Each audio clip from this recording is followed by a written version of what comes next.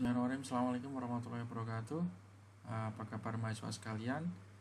Jadi di materi kali ini saya akan menjelaskan terkait dengan perlengkapan kapal. Jadi apa itu perlengkapan kapal, kemudian alat-alat yang ada di dalamnya. Kalau dari materi yang sudah saya bagikan ya, perlengkapan itu ada winch, crane, capstan, bollard, chain locker, mud box. Sebenarnya lebih banyak lagi ya, tergantung jenis kapal. Itu nanti akan berbeda-beda. Yang saya ambil di sini adalah contoh peralatan yang paling banyak digunakan di hampir semua kapal. Winch itu semua kapal rata-rata menggunakan. Crane tidak semua, tapi ada yang menggunakan juga, tapi kebanyakan menggunakan. Capstan, bollard, chain locker, mud box, nah itu pasti semua menggunakan. Bahkan untuk kapal-kapal tongkang sekalipun, bollard, chain locker itu mereka juga menggunakan. Nah, kemudian mungkin mahasiswa sekalian sudah download buku Ship Knowledge and Modern Encyclopedia. Jadi di sini saya akan menjelaskan saja terkait dengan perlengkapan. Nah, di chapter 9 ada terkait dengan loading gear. Loading ini berarti alat angkat angkut. Gear ini adalah perlengkapan. Nah, ini contoh crane yang digunakan di kapal. Nah, ini adalah ruang kendali. Nah, kalau dilihat ini sangat besar ya, berarti ukurannya ruangan kendali itu segini, berarti orang berdiri itu kira-kira segini. Sedangkan ukuran crane-nya sangat besar. Nah, ini contohnya. Ini adalah loading gear. Jadi terkadang kenapa harus dipasang loading gear di kapal itu karena di pelabuhan itu tidak terdapat alat yang mengakomodasinya. Contohnya di sini. Di sini itu contoh adalah pelabuhan yang mengakomodasi adanya alat untuk mengangkat peti kemas. Jadi di kapal ya tidak perlu dipasang.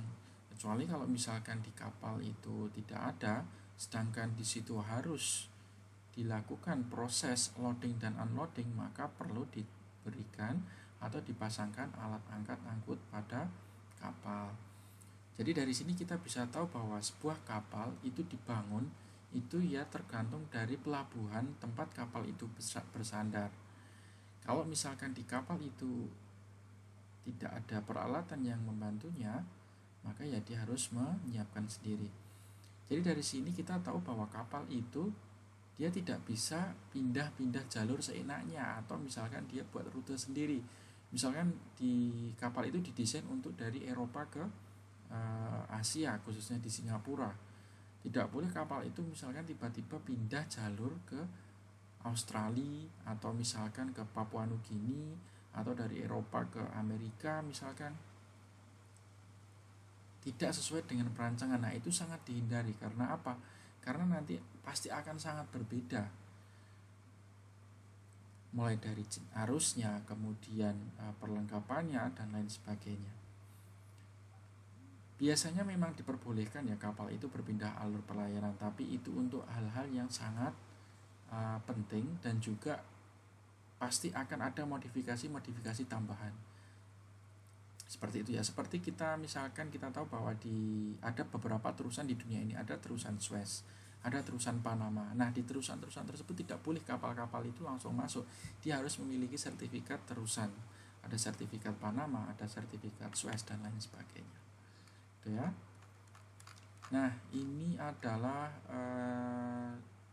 contoh-contoh terkait dengan tipe kapal, kemudian ukurannya, DWT-nya, kapasitasnya, dan jumlah crane-nya. Jadi di aturan itu sudah dijelaskan ya, sebenarnya untuk kapal ukuran sekian nanti jumlah crane-nya berapa, kapasitas crane-nya berapa. Nah, itu sudah dijelaskan di dalam aturan.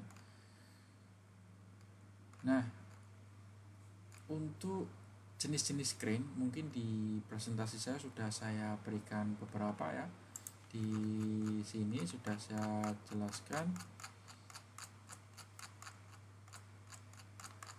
Nah, ini ada beberapa bentuk crane, jadi sangat banyak.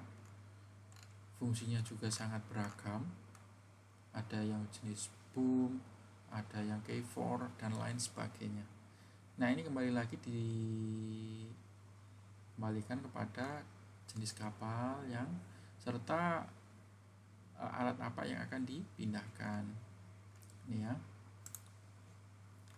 Bagian-bagian crane. Nah, bagian-bagian crane nomor 1 ini apa? Foundation. Nomor 2 slewing bearing. Kemudian yang ketiga crane house. Yang 4 adalah jib. Jib itu kalau di sini mungkin artinya itu adalah lengannya ya. Kemudian crane house ini adalah tempat untuk operator itu menjalankan crane-nya. Kemudian slewing bearing ini mungkin di situ kan ada bearing untuk memutar. Kemudian yang berikutnya foundation, ini adalah dasarnya. Nah, kalau dilihat itu kan tidak seimbang ya antara sebelah kiri dan kanan. Sebelah kiri dipasang crane, sebelah kanan tidak, port side dan starboardnya. Nah, itu apakah kapal tidak miring, Pak? Nah, itu pasti sudah ada solusinya, seperti penataan balas, kemudian penataan beban. Bisa jadi di sebelah kanan sudah ditambahkan pemberat. Itu ya. Nah, ini bentuk jenis crane yang lain. Nah, mungkin yang sudah belajar tentang kapal bisa ditebak ini kapal apa. Nah, untuk identifikasi kapal bisa dilihat dari bentuk ini apa namanya, crane-nya. Yang kedua itu adalah bentuk dari hatch covernya. Yang berikutnya adalah bentuk main deck-nya. Itu ya. Nah, ini contoh yang lain, jenis kapal yang lain. Nah, ini contoh kapal peti kemas atau kontainer. Bisa dilihat ya ukurannya, boomnya letaknya di mana. Kalau yang tadi di pinggir, yang kontainer rata-rata di tengah. Ini adalah bagian-bagiannya tadi yang lebih detail ya, ada jib, crane house, hoisting, hanger, cabin, pulley, turning point. Nah, ini itu adalah bagian-bagian pokok. Bisa jadi bentuknya itu akan berbeda, hanya untuk polanya itu pasti sama. Ini ya bentuk-bentuk crane-nya, ada yang 1, 2, ada yang 3, ada yang 4. Kenapa ada yang banyak, ada yang sedikit? Nah, ini tergantung dengan kecepatan angkutnya atau kecepatan untuk unloading dan unloadingnya. Jadi kalau mau banyak ya, mau cepat ya dipasang banyak, kalau mau lambat ya dipasang sedikit. Nah, itu sekali lagi kembali ke pelabuhan dan pemilik kapalnya. Misal nih di pelabuhan nggak ada, tapi ownernya pengen bongkar muat itu cepat, ya sudah dipasang crane yang banyak. Atau misalkan ternyata di bagian cargo hold itu diperlukan 1 crane. Nah, itu yang tidak apa-apa dipasang 1 cargo hold, 1 crane. Itu ya, tergantung ownernya. Tapi ini juga perlu dipertimbangkan masalah ekonomis yang lain, kan ketika misalkan kita menambah crane, pasti kita akan menambah kekuatan yang harus di kapal harus ditambah, kemudian maintenance. Nah, itu harus diperhatikan. Ini jenis-jenisnya. Nah, ini crane house isinya apa? Ada operatornya, kemudian di situ ada winch untuk talinya, katrolnya dan lain sebagainya. Nah, ini ya bagian-bagian dalamnya. Nah, kalau seperti ini pasti kalian udah tahu ya, nggak mungkin kalau kayak gini itu untuk kapal kontainer. Biasanya kalau seperti ini itu untuk kapal-kapal bulk carrier, karena kalau dilihat ini kan untuk ngangkut muatan curah ya, jadi seperti dicengkram kemudian diangkat. Nah,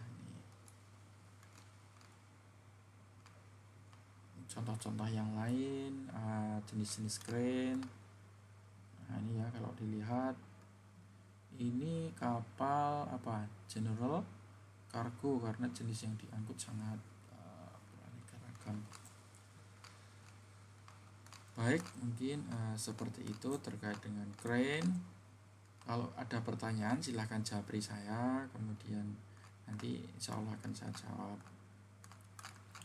Kemudian yang berikutnya ini itu perlengkapan yang lain. Kalau di kapal itu ada ram door ya. Ini kalau di kapal feri bisa kalian lihat, kalau kalian ke punggur. Nah, itu di bagian depan dan belakang biasanya ada bagian kapal yang seperti ini. Nah, itu disebut dengan ram door. Jadi bentuknya sangat banyak ya. Ada yang seperti ini, jadi langsung tinggi ke atas. Ada yang ditekuk, kemudian ada juga yang ditekuk ke atas. Ada yang bentuknya sisor. Sisor itu apa? Gunting. Jadi ini ada yang masuk ke dalam, kemudian di bagian luar ditutup untuk mengamankan air biar tidak masuk ke bagian dalam. Kemudian nah ini tadi yang sisor tadi yang saya sebutkan tadi. Jadi ini buka ke atas, kemudian ram door-nya masuk, setelah itu ditutup. Ini tergantung bentuk kapal ya. Nah, kalau kalian dilihat di Tanjung Bungur kan nggak seperti ini nih kapalnya. Nih kapalnya lebih simpel. Nah, untuk kapal-kapal luar negeri bentuknya kotak. Nah, itu mungkin ram door-nya akan seperti ini. Bisa di bagian haluan dan buritan, bisa juga nanti ada juga kapal yang di bagian samping. Nah, ini contoh kapal yang di bagian samping ya. Jadi kendaraan itu masuk dari samping kapal sini, kemudian ini ditarik ke atas. Ini juga termasuk loading gear. Ini contoh yang lain. Jadi bisa jadi kapalnya itu tingkat untuk kendaraannya, nggak hanya di bagian dek bawah, bisa jadi ke atas atau bisa juga ke bawah. Nah, itu tergantung dari desain kapalnya. Nah, ini adalah sertifikat-sertifikat yang harus dilengkapi. Jadi nggak bisa sembarangan ya, bahkan loading gearnya pun harus sesuai dengan aturan kelas. Nah, berikutnya kita ke anchor dan end mooring gear. Anchor itu jangkar, mooring itu sebenarnya peralatan tambat. Jadi mooring itu banyak ya, jadi jangan dikira mooring itu hanya tali kemudian jangkar, itu banyak. Ada buoy mooring. Buoy itu kayak semacam pelampung ya di tengah laut, biasanya untuk kapal-kapal FPSO. Nah, itu dia dipasang untuk misalkan ada kapal yang mau mencari minyak, biasanya kapal-kapal FPSO ya. Nah, itu cukup menambatkan di daerah situ. Nah, itu mungkin ini banyak kalian pelajari jika kalian ke offshore. Kemudian nah terkait dengan anchor and mooring pasti ada kaitannya dengan ini apa namanya? Ada yang tahu? Sling, wire sling. Nah, bisa kalian pelajari di sini. Nah, ini tadi yang saya bilang capstan, winch, ya itu biasanya alatnya itu jadi satu. Nah, kalau capstan itu biasanya yang ini untuk menarik tali itu namanya untuk mengarahkan tali itu capstan. Kemudian untuk menarik jangkar itu winch itu ininya nih, winch, alatnya ini winch. Capstan, bollard, capstan itu mengalahkan tali, kemudian bollard itu seperti ini ya, bentuknya seperti ini untuk mengikat tali. Nah, ini ada bagian-bagiannya, ada anchor pocket, hose pipe itu lubang di depan kapal untuk lewat jangkar, itu namanya hose pipe. Ada anchor shank itu nomor 6 mana nih, anchor shank 6, sing atau sang ini ya. Kemudian ada guide roller, chain stopper, anchor chain, windlass. Nah, tadi yang saya bilang mud box itu berada di bawah sini, mud box. Mud itu lumpur, box itu kotak, jadi kotak lumpur, dia berada di sini. Nah, sebelum jangkar itu masuk, biasanya dia itu ada dibersihkan dulu di sini, disemprot pakai air. Nah, kadang itu karena tidak bersih, masih ada beberapa bagian yang menempel di rantai, akhirnya masuk ke dalam chain locker. Nah, di sini juga dibersihkan lagi. Nah, di bawah sini nanti ditampung oleh mud box tadi. Nah, ini adalah bagian-bagiannya. Jadi jangkar itu tidak hanya di sebelah kiri ya, biasanya ada di sebelah kanan dan kiri, tergantung posisi kapal itu tambat atau misalnya untuk cadangan. Jadi jangan dikira kapal itu jangkar itu awet ya. Kadang di tengah laut tiba-tiba jangkar putus itu juga sering. Jangkar tidak bisa ditarik, maka mau tidak mau dipotong itu juga sering. Jadi kadang ketika lepas jangkar, ternyata jangkar itu menancap pada bagian batu yang susah untuk ditarik. Nah, makanya harus dipotong, makanya harus ada di sebelah kanan dan sebelah kiri untuk jangkar ya. Nah, ini bentuknya juga sangat banyak ya tipenya. Nih lihat, ini ada yang seperti ini, ada juga yang seperti ini, konvensional, ada pole and anchor. Ini contoh pemasangan jangkar di laut. Ini ada yang jumlahnya 1 juga ada, tapi pasti ada cadangan ya. Kemudian ini adalah bagian-bagiannya, ada cycle-cycle. Jadi jangkar itu dihubungkan oleh cycle-cycle atau penghubung, dia tidak satu utuh. Nah, hitungannya itu biasanya dengan fathom. Fathom ini antara 20-30 meter satu rangkaian. Jadi tiap satu fathom itu satu rangkaian jangkar. Itu tidak bisa diputus, jadi nanti disambung-sambung seperti itu. Nah, ini adalah bagian-bagiannya untuk menyambung. Setiap warna ini menandakan adanya sambungan.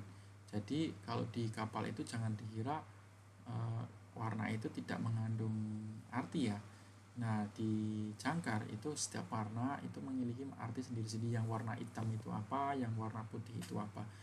Nah, kenapa jangkar itu warnanya hitam? Karena ini dilapisi dengan cat bituminus, yaitu cat yang biasanya terbuat dari semacam aspal yang sangat pekat hitam ya. Jadi biar tidak terjadi korosi. Kemudian kenapa dibedakan? Ini biar tahu letak sambungannya. Kemudian kalau misalkan kapal itu jangkar itu dilepas, nanti ketahuan sudah berapa meter yang turun. Nah, seperti itu ya. Nah, ini jangkar-jangkar nih kalau dilihat ya, orang itu ukurannya segini, tapi jangkarnya itu sangat besar. Nah, jangkar-jangkarnya ini bentuknya untuk masing-masing jangkar. Jangkar itu tidak selamanya jangkar itu dimasukkan ke dalam laut ya. Jadi ada jangkar arus. Jangkar arus itu biasanya hanya digunakan di permukaan, dia tidak sampai ke bawah permukaan air, sampai di bawah dasar laut, tapi hanya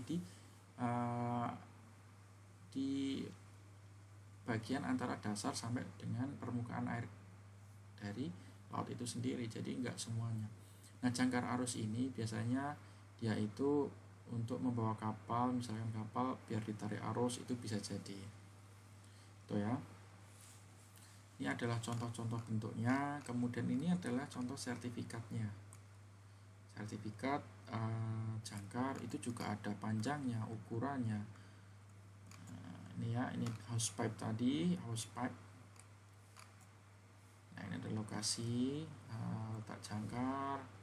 Kemudian ini adalah stopper. Jadi jangkar itu juga ada stoppernya. Jangan sampai ketika jangkar itu diturunkan ternyata semuanya tertarik ke bawah. Itu kan lucu ya, nanti malah jangkarnya hilang ke bawah semua. Nah, ini adalah bagian dari winch. Jadi winch di sini biasanya untuk menarik tali. Nah, di sini untuk menarik jangkar. Ya.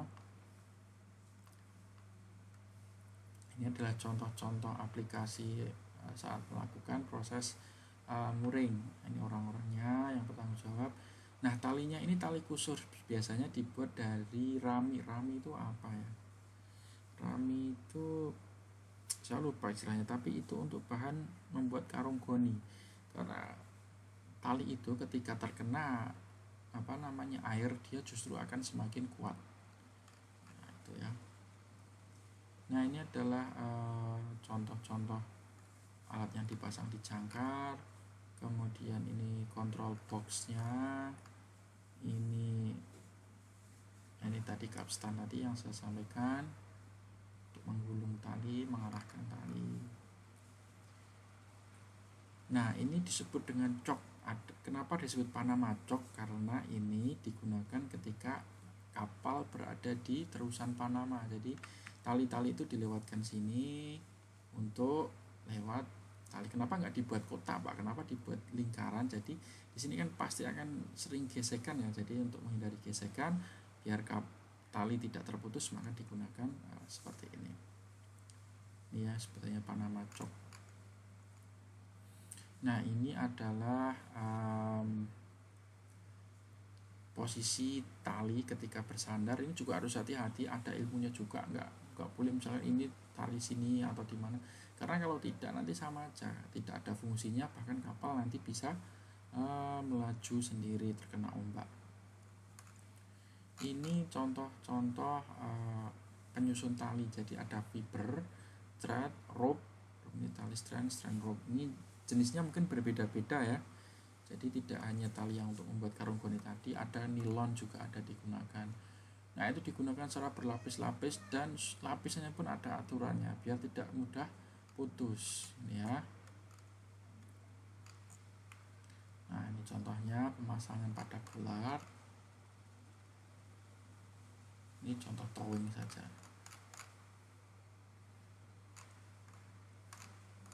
Nah, untuk kabel sendiri ini contohnya ya ada steel wire, ada steel itu berarti dia terbuat dari bahan besi.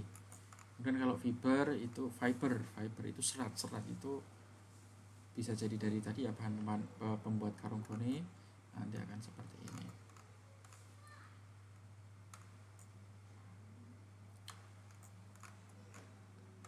Nah, ini untuk hooknya, hook ini untuk apa ya, untuk cantolan. Nah, ini juga digunakan dalam mooring. Ini shackle. Ini contoh proses lifting. Jadi lifting itu nggak boleh sembarangan. Mungkin baru saja kejadian di salah satu galangan di Batam ya, kapal tiba-tiba kerennya jatuh, kapalnya juga jatuh karena bisa jadi proses liftingnya itu mengalami kegagalan. Bisa jadi sudah dihitung dengan benar, tapi karena adanya angin ataupun beban yang tidak diprediksi, akhirnya kren itu jatuh. Ya, mungkin itu sekilas perlengkapan kapal. Jadi perlengkapan kapal ini pasti akan berbeda ya tiap kapal penggunaannya. Yang pasti ketika diaplikasikan di kapal itu ada kaitannya dengan galangannya, kemudian dari ownernya sendiri mau seperti apa, kemudian efek ekonominya pasti banyak. Itu harus dipertimbangkan dengan baik. Proses unloading, kemudian loadingnya juga dipertimbangkan, kemudian juga perawatannya. Nah, itu yang mesti harus diperiksa kembali. Mungkin itu materi dari saya. Jika ada yang ditanyakan silahkan tanya ke saya langsung, juga bisa melalui Japri atau melalui grup atau melalui email sabtu@polybatam.ac.id juga bisa jika ada yang belum jelas. Mungkin itu sekian dari saya. Terima kasih. Wassalamualaikum warahmatullahi wabarakatuh. Dadah. Jaga kesehatan.